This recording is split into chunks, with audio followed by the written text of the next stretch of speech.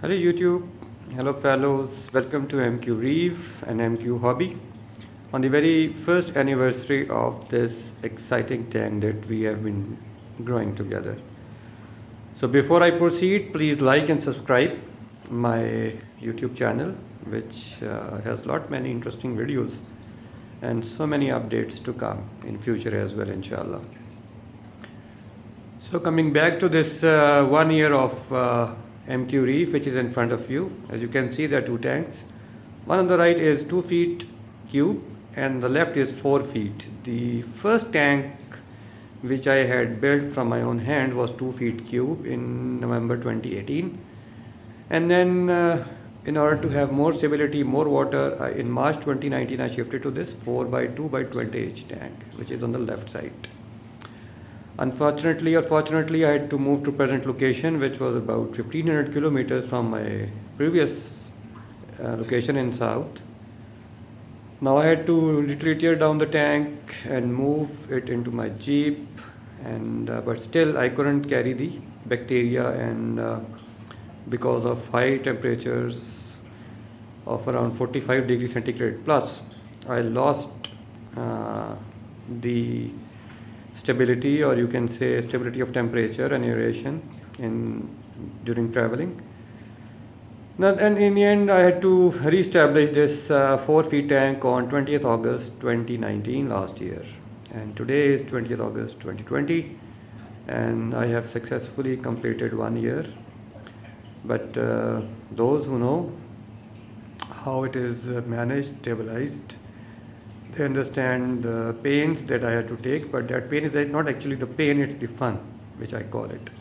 It's very challenging hobby, and I feel that this one doesn't let you put down your feet on the ground. So let's come and see the tanks in close. About 3 months ago I had reconnected, I basically had torn down this tank as well. But around 5 months ago, I put in the old rocks, and then about 3 months ago, I connected this tank with this main tank. So it's sort of a frag tank at the moment. Now this is my main reef, as you can see. It's doing pretty fine. The corals are growing. Livestock is very happy at the moment.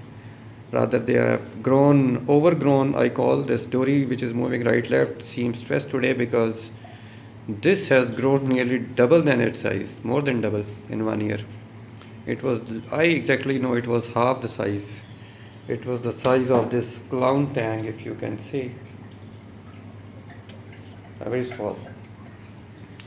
So around 16, 17 fishes and 30 odd corals, all doing fine. The light I'm running is Razor R300 and Chinese black box here. My current parameters on apex is shown here. I actually don't allow any movement from salinity more than 0.3, and temperature also 0.5 variation.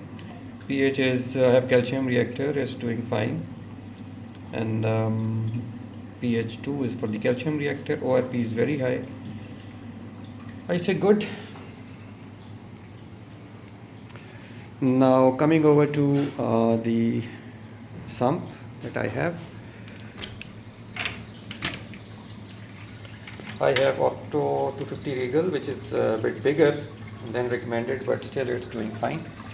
I run it at nearly wet. I feed very heavy food. Very heavy input means heavy output. That's why I'm skimming wet. So this is a mixed pellet with shellcon dips that I will give. Then I have these blood worms soaked. I will give them, and then artemia. And also the nori will be the next one. So coming over to the sump, I have CO2 scrubber, put in recirculation mode with my skimmer, and because I'm running calcium reactor, I had low pH, now it's helping it up. The Cheeto yesterday I had cut nearly 2/3, remaining 1/3 is left. And if you can see, I am dosing effluent 13 ml exactly on top of this Cheeto, which is helping it grow more if it has some CO2. This is in Sump you can say around 3 to 4 inches of gravel for nitrification area, and I have DCP pumps.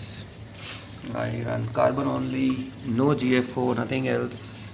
I have successfully controlled my nitrates with Randy's vinegar regime, and since then I have been just trying to feed as much as to raise my nitrate, because they are mostly around 2.5. So my phosphate are 0.01 to 0.02. Alkalinity is 8.5 static, calcium 420, magnesium 1350. I dose strontium on fortnightly basis with iodine, and iron as well, because I have very good growth of Ketomorpha. Now coming over to the corals, as you can see, the Blastomusa is doing very fine. The elegance is happy, fully open up. The Xenia bush and this Zoa, they are growing fine. Lobo is growing, getting bigger day by day. You can see small heads of these Akins growing now, and Lord Akin, fine. The Selfin, hello, is always roaming around in search of food. Candy cane is my favorite, grown a lot, encrusted well. Chalice also growing, Goniapora, again, very nice Zoa. I have around 7 types of Zoa that I am trying to make. Few of them you can see they are spread here with Rasta here. So as soon as they'll grow, I'll try to make a Zoa garden, inshallah. Now coming back to the tank, this was a near 1 inch frag, and that I gave it in December 2019, and it's been 8-9 months, this much growth. You can see this Medusa montipora grown a lot. The best thing I like is more encrusting type, and then this digitata is actually the broken out from this mother colony, which is here. As you can see, this colony has grown a lot. All these digitatas behind this one, and even this one belong to this mother colony. So this is the growth that I am very happy about. Polystyrene took about 6 months to start growing and crusting, and in the next, this also I added in December. And this is now about 8 to 9 months of growth. Right from the center, which you see, it has remained static. The rest of the heads have started growing now. And then comes the Anacropora, about also 4 to 5 months. This Ponti is really big polyp extension, as you can see. It's happy.